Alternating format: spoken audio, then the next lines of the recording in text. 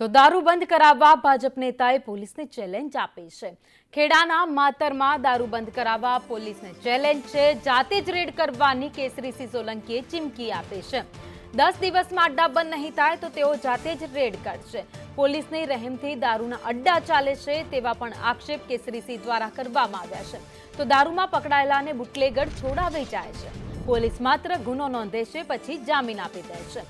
લિંબાસીમાં અનેક જગ્યાએ અડ્ડા ચાલી રહ્યા છે।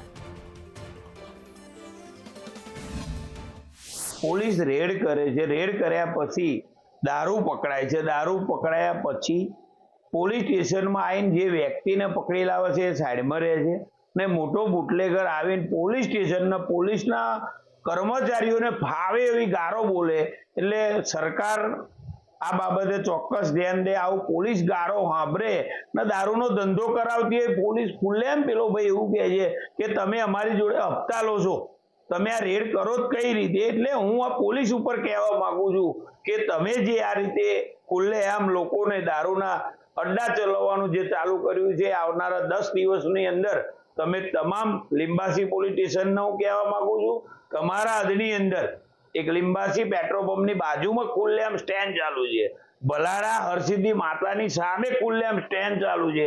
આ બે સ્ટેન્ડ તાત્કાલિક 10 દિવસની અંદર બંધ કરાવજો અને આવનારા દિવસોની અંદર હું જાતે રેડ કરીશ।